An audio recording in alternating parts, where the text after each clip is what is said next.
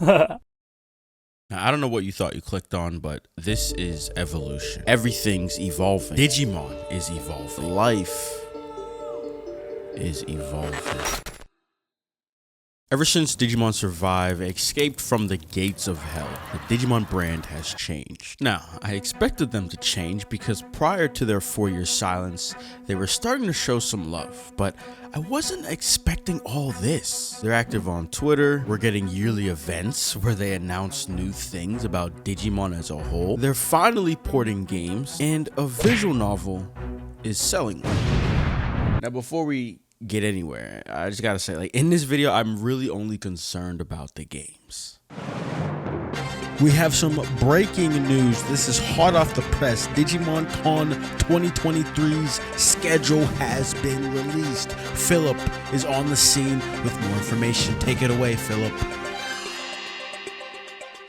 So I didn't plan this, but here we are. So Digimon Con is just coming up this weekend, and they updated the website to give us more details as to what's actually coming. So what did I just say? I only care about the games. We can see here for the games section, they're only slated to talk about Digimon World Next Order. Now, I'm gonna be saying this in the video itself, but this doesn't really matter. We also see that we have about 10 minutes for this section, right? So it starts at the 5:50 or 8:50, and then by 6 or 9, as you can see, we're moving on to the next section. So 10 minutes. Last year's game section was a whopping, what was that, 50 minutes? And it was a whole lot of uselessness. So the 10 minutes isn't the worst. Now, the big question is, are they really going to spend an entire 10 minutes on a game from 2016? Ladies and gentlemen, the answer, if you ask me, is going to be yes. But maybe they'll throw in a new story game trailer. Maybe they won't. Chad, I don't know. Just understand it. This doesn't matter. We're going to be getting some goodies later this year. I promise. Now, what I had to say was, our story starts in 2018 when Digimon Survive is announced in Weekly Jump with a release date of 2019. The main and first bump in this story is witchcraft. Inexperienced developers picked due to the game's intended smaller scale, but visual novels with multiple endings and branching paths proved to be a bit more challenging despite the size of the game, and this caused our first round of delays. The second problem occurs in 2021, but from 2018 to 2021, Digimon as a brand was basically non-existent, and broke that silence with this tweet in 2020, indicating that news would come in spring of 2021.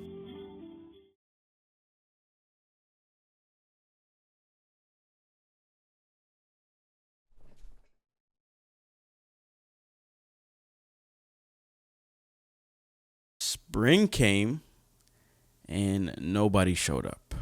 So what happened? This is where things get interesting. So I got my hands on Bandai Namco's 2022 annual report. Now, there is a lot of interesting information in here, and if I had to summarize this massive document in one word, I'd say either connect or change. Let's take a closer look. Our first stop is with Masaru Kawaguchi, the president and CEO of Bandai Namco Holdings. To respond to dramatic changes in markets and customer lifestyles, we delayed the start of the midterm plan, which had been scheduled for April 2021 by 1 year. All right, midterm plan.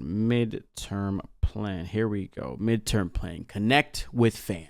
If you don't mind, I'm going to paraphrase this little blurb right here. Our midterm vision is connect with fans. And on that basis, we will aim to forge deeper connections with existing fans and broader connections with new fans. Based on what the president of Bandai Namco Holdings said, we know that the midterm plan was delayed from April 2021 to April 2022. And to add fuel to the fire in this report, we learn of organizational changes that happened internally, potentially affecting the Digimon side of the picture, but that's pure speculation. But if we look at the facts, Digimon broke their 3-year radio silence in 2020, saying more info would come by spring of 2021. Now, if we add what we know, this midterm plan was delayed from April 2021 to April 2022. This is the only information we have around their lack of appearance during spring 2021.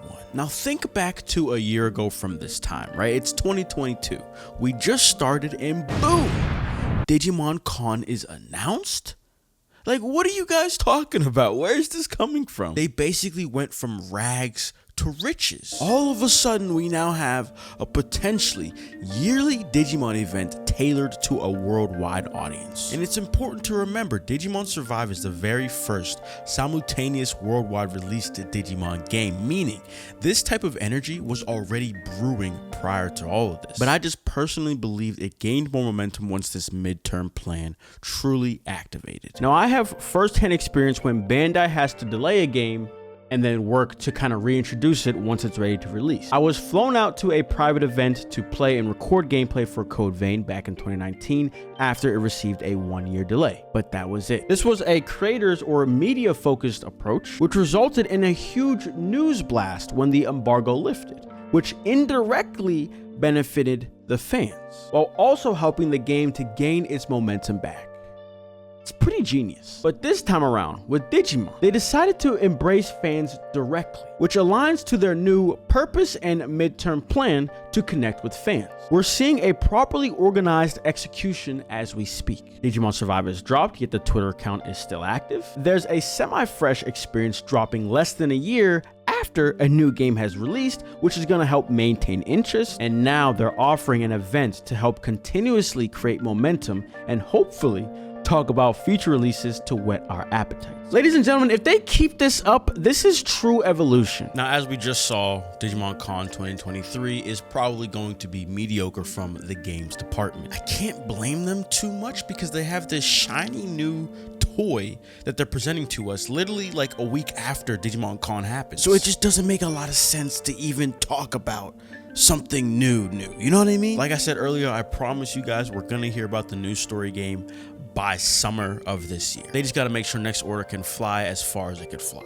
I think the biggest thing here is the fact that they're not afraid to talk about a game fairly quick after a previous one released. I believe it was 5 months after Survive released, they were ready to talk about Next Order. So, right, we can hear about the story game later this year.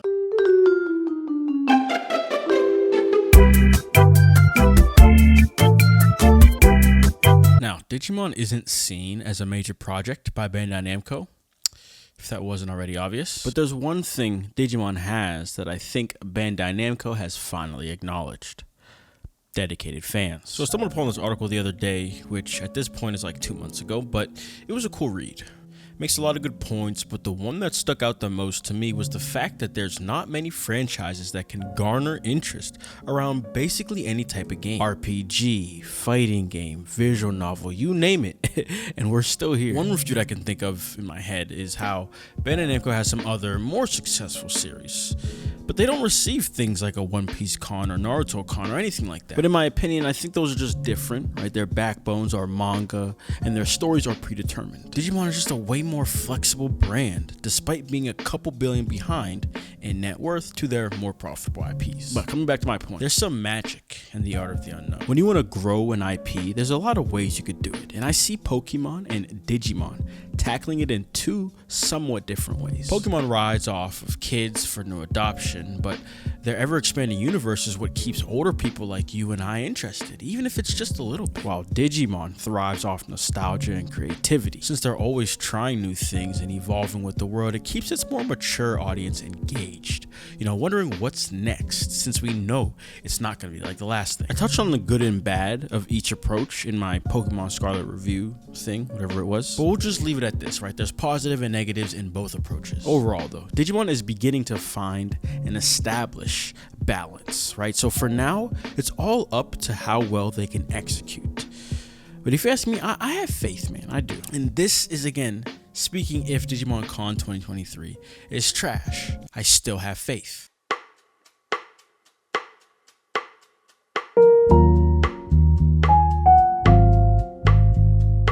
So to end off this video, gonna freestyle this a little bit. It's building off what we touched on extremely briefly in my new Digimon story game is coming soon. We're gonna return to that video in a second here, but you can see the title, Square Enix says the Japanese market is no longer sufficient enough to recoup development, investment, and generate a profit.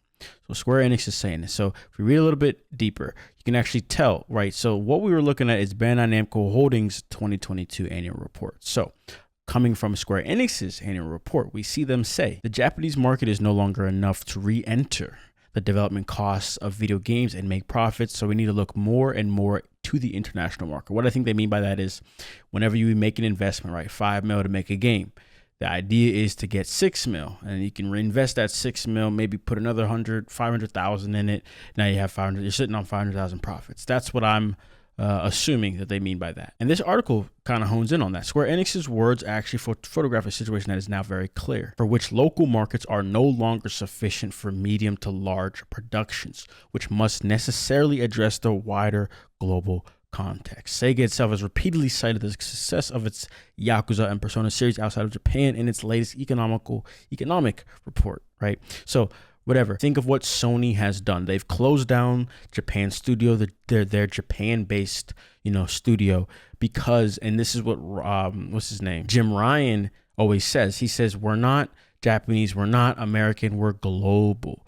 Global. That's the key word here, ladies and gentlemen. The problem doesn't only lie on Japanese markets, right? The idea is, and we're going to read it here, just if you're making a medium to large size game, the market that you derive in is not enough, right? To make the profits that you're probably looking for is the idea. So look, precisely, they say achieving major growth in the game industry is difficult now for companies that compete primarily in the Japanese market, given its graying demographics.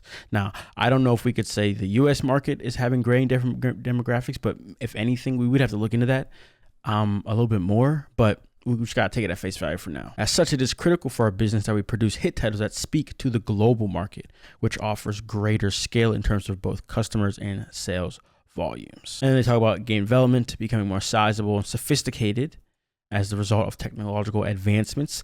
Only thing I would add there is the idea that, right, the new story game is being built from the ground up on PS4, and it's been taking them this long to make it, since 2018. You know what I'm trying to say? Because they only just said in 2022 that they're just about ready to show it.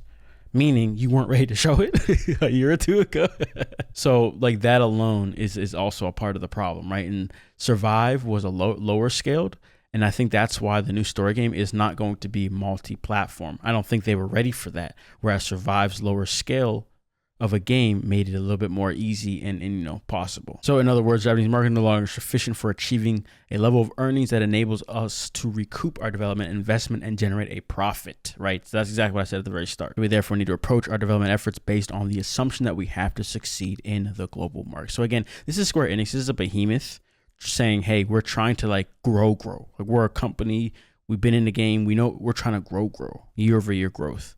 Right, Bandai is obviously going to be trying to do that, but Digimon specifically is just not that mature just yet. But I think that's their goal, right?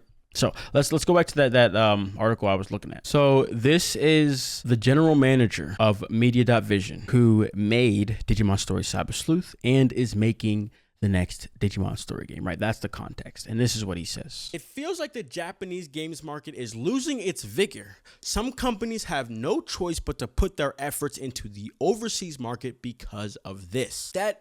So that's what he said at his 2022 end of year sort of interview, right? And then we have this article about Square Enix saying the same thing, just meaning, right, Digimon, and this is my wrap up, right? This is my whole point. Digimon has no choice if it wants to be a growing brand, which it obviously does. It's beginning to come over to the West more. It has an interest to grow itself, meaning it has no choice but to embrace a worldwide audience. I repeat, the Digimon brand is evolving. This is evolution. Life is evolving, ladies and gentlemen. Hey, thanks for watching. Hope you coming back soon. It's the boy Jam, the squad, it's the tune. Always feeling great, see me smiling in the room. I've been getting to the money ever since I left the room. Hey, how you doing? What's the word? What's the move? We the J Squad, so please make room. I always hydrate, and I'm eating on my plate. Thinking about the past, I can see this is my fate.